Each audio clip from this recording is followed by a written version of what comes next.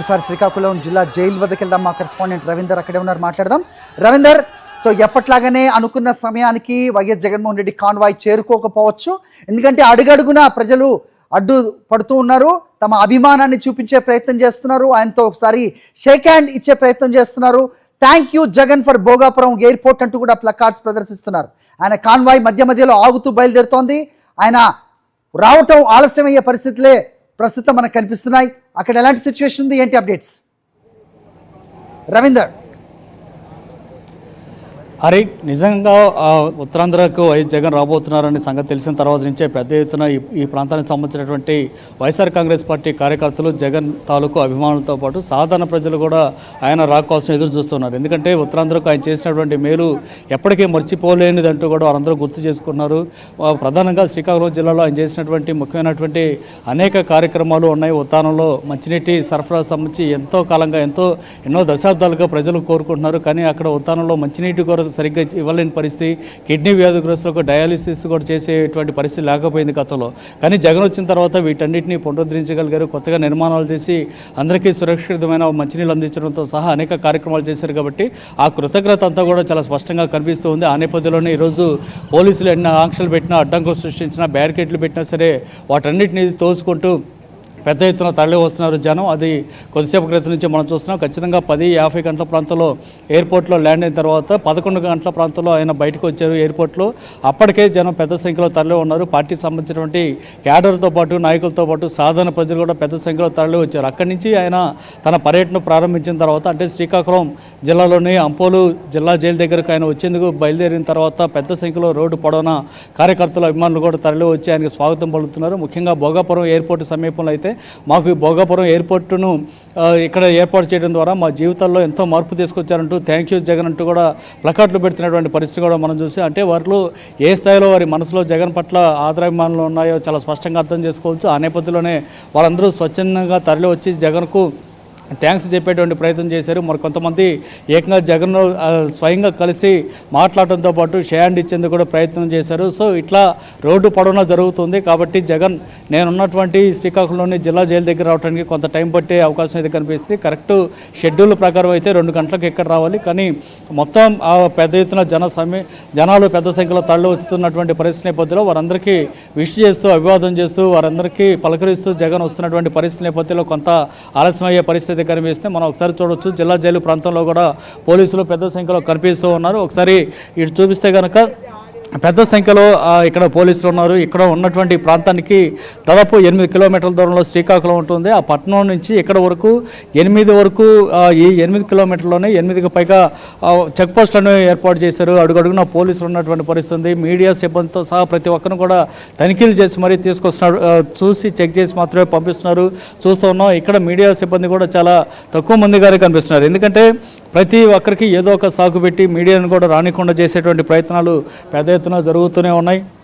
ఈ నేపథ్యంలోనే మరికొద్దిసేపట్లో జగన్ ఇక్కడికి రాబోతున్నారు. ఏదేమైనా సరే ఖచ్చితంగా జగన్ వచ్చేసరికి మీడియాతో సహా అందరూ ఇక్కడ చేరుకునే అవకాశం ఉంది. ఎందుకంటే జగన్ ఇక్కడ రావడానికి ఇంకా టైం పడుతుంది. కాబట్టి శ్రీకాకుళం దగ్గర, అంటే ఎంట్రన్స్ దగ్గర పెద్ద సంఖ్యలో జనం కూడా అక్కడ చేరి ఉన్నారు. అక్కడికి వచ్చిన తర్వాత మళ్ళీ వారందరికీ అభివాదం చేసి జగన్ ఇక్కడికి రావాల్సి ఉంటుంది. కాబట్టి కొంత సమయం పట్టే అవకాశం అయితే కనిపిస్తుంది. ఇక సీదిరి అప్పలరాజు గురించి కూడా మనం చెప్పుకోవాల్సి ఉంటుంది. ఆయన పరామర్శించేందుకు జగన్ వస్తున్నారు. బీసీ వర్గానికి సంబంధించినటువంటి ఒక నాయకుడు, మత్స్యకార వర్గానికి సంబంధించి అట్టడుగు వర్గం నుంచి వచ్చినటువంటి వ్యక్తి, ఉన్నత విద్య చదువుకున్నాడు, డాక్టర్గా మంచి గుర్తింపు ఉంది. అలాంటి నాయకుడి మీద శ్రీకాకుళం జిల్లాలో కక్షగట్టి మరి అతని మీద అక్రమంగా కేసులు పెట్టి జైలు పాలు చేసినటువంటి పరిస్థితి. ఈ నేపథ్యంలోనే శ్రీకాకుళం జిల్లానే కాదు, మొత్తం ఉత్తరాంధ్ర ప్రాంతానికి సంబంధించినటువంటి బీసీ వర్గాలు కూడా ఆగ్రహం వ్యక్తం చేస్తున్నారు చంద్రబాబు సర్కార్ మీద. ఎందుకంటే ఒక అట్టడుగు ప్రాంతం నుంచి, అట్టడుగు స్థాయి నుంచి వచ్చినటువంటి బీసీ వర్గానికి చెందిన సీదిరి అప్పలరాజు మీద ఎందుకంత కక్షగట్టం అనేది వారు ప్రశ్నిస్తున్నటువంటి పరిస్థితి కనిపిస్తుంది.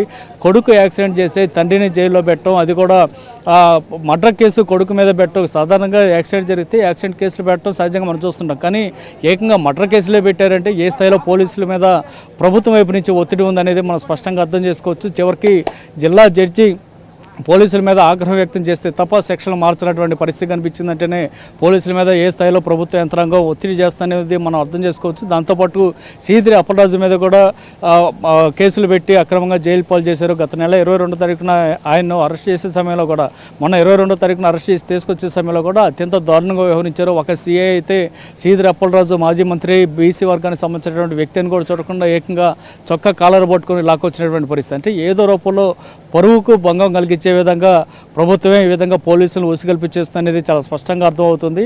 అయినప్పుడు కూడా బీసీ వర్గాలు ఎవరు కూడా భయపడుతున్నటువంటి పరిస్థితి లేదు. ఖచ్చితంగా తాము వీటన్నిటిని ఎదుర్కొంటామని చెప్తున్నారు. ఏదేమైనా జగన్ కూడా ఇక్కడ రాబోతున్నారు. వైఎస్ జగన్ నేరుగా వచ్చి సీదిరి అప్పలరాజుని పరామర్శించబోతున్నారు. ఇప్పుడు నేను చూపిస్తున్నటువంటి జైలు ప్రాంతం ఏదైతే ఉందో ఇది జిల్లా జైలు.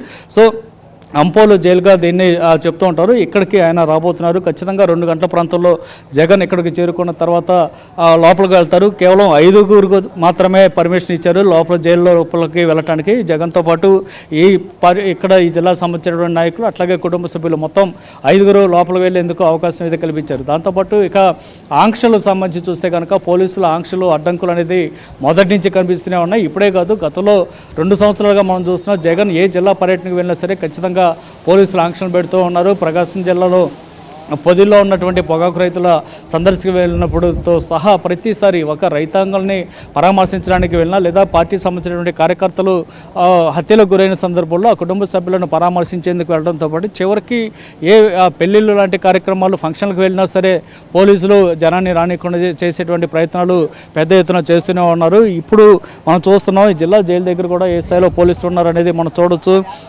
ఇక్కడ రావడానికి కూడా చాలామంది చాలా చెక్ పోస్టులు దాటుకొని ఇక్కడికి రావాల్సి ఉంటుంది. కాబట్టి ప్రతి చోట అడుగడుగున జనాన్ని ఆపే ప్రయత్నం చేస్తున్నారు. ఒక ప్రతిపక్ష నాయకుడు తన పార్టీకి సంబంధించినటువంటి ఒక మాజీ మంత్రిని, ముఖ్యంగా బీసీ వర్గానికి సంబంధించినటువంటి నాయకుడిని పరామర్శించడానికి వస్తే ఎందుకు ఈ స్థాయిలో వేధింపులకు గురి చేస్తున్నారు అనేటువంటి ప్రశ్న అన్ని చోట్ల నుంచి వస్తుంది. మేధావులు, ప్రజా సంఘాల నాయకులు ప్రశ్నిస్తున్నా సరే ప్రభుత్వం వైపు నుంచి సమాధానం అయితే లేదు.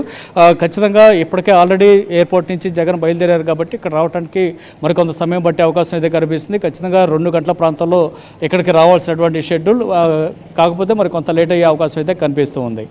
Alright, Ravinder, thanks for the detailed inputs.